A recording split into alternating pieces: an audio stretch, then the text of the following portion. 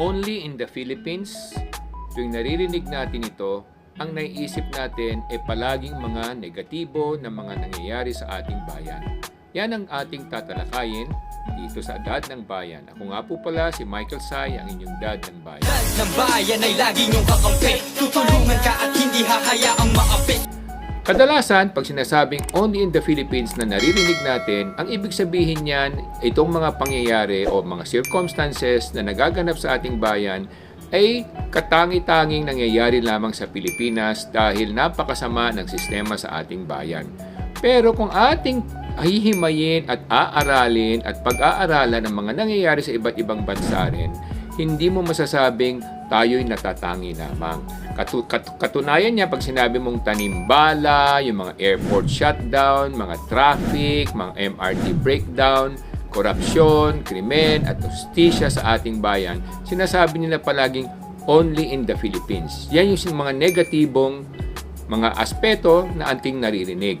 At kung titingnan naman natin, dapat nga magpasalamat tayo dahil kung ating ihahambing ang mga nangyayari sa ating bayan sa iba't ibang bansa, makikita natin na mas maayos at mas maganda ang kinatutunguhan ng ating bansa kung tayo may mga pagkukulang dahil ito naman ay nagagamot at nababago at naitutuwid. Halimbawa, kung pag-uusapan natin ng tanimbala, nawala na to. Ang MRT breakdowns, naayos din ito, nagamot din ito.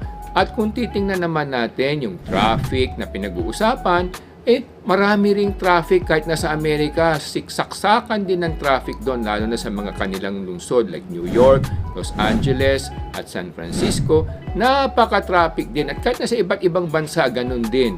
Ang sama din ng traffic sa kanila. Yung airport shutdown, nangyayari din yan sa iba't ibang bansa. Kahit nasa Amerika, pagka nagkaroon ng strike yung mga kanilang air traffic controller, minsan nagkakaroon din sila ng mga temporary shutdown. Ganon din yung shutdown natin, nagamot din kalaunan at naituwid din natin at naitama rin natin. Kung sasabihin mo namang korupsyon at krimen, napakarami rin korupsyon at krimen kahit nasa Amerika, kahit nasa iba't ibang bansa. Marami rin yan. Justice system natin, ganun din. Madalas kinakantsuwan natin ang justice system natin, pero kung titingnan nyo, lalo na sa gitnang Asia, mas malupit doon. Wala talagang hustisya. Kahit na sa China, makikita natin na tagilid ka pag ikaw ay dinampot ng pamahalaan, wala kang kalaban-laban. Ganon din sa Japan. Sa Japan, pag ikaw ay hinuli ng pulis, 99% malamang hindi ka na makalabas. Ngayon, tingnan naman natin yung positive aspect ng only in the Philippines. Ito naman yung gusto kong ipagmalaki sa ating mga kababayan at sa ating mga kapatid. Una, tingnan natin, only in the Philippines in a positive way and positive note. Only in the Philippines na nakikita natin na mga simbahan natin ay hitik sa dami ng tao, lalo na pag simbang gabi. 9 na araw yan, pero marami mga deboto at marami mga nananalig na talaga naman ipinapakita nila ang pagmamahal sa Panginoon. Only in the Philippines na matutunghayan natin na ang mga tao at mga nagtatrabaho nagsasakripisyo dahil sa pagmamahal nila sa kanilang mga pamilya. Kaya marami nag-a-abroad at nagtitipid para na sa ganon lahat ng kinikita nila maipadala nila sa mga mahal nila sa buhay at mga kamag-anak nila kahit na sila ay nagsasakripisyo.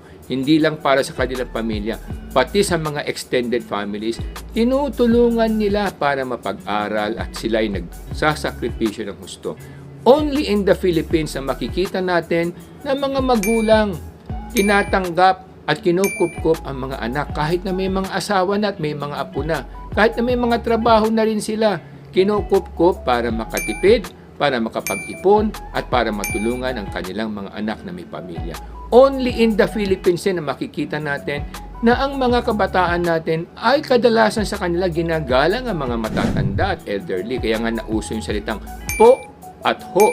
Lagi kayong tinatawag na po at ho kung kayo ay medyo nakakatanda at kayo may katungkulan. Only in the Philippines din ng mga lokal na pamahalaan natin nagbibigay ng regalo pag Christmas. Mga bahay-bahay binibigyan, mga citizens nito o mga constituents nito binibigyan ng regalo at ayuda tuwing may mga pangangailangan. At only in the Philippines na matatagpuan natin napakagandang mga white sand beaches na hindi lamang na-promote ng gusto, pero sa kalaunan nakilala rin tayo, katulad ng Boracay natin ngayon na tinatangkilik na sa isa sa mga world's best beaches sa buong mundo.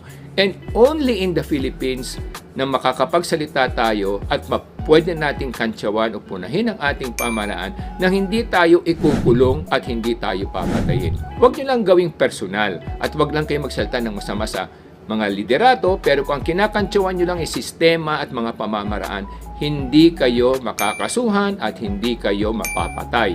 Basta yung sistema lang ang pinag-uusapan.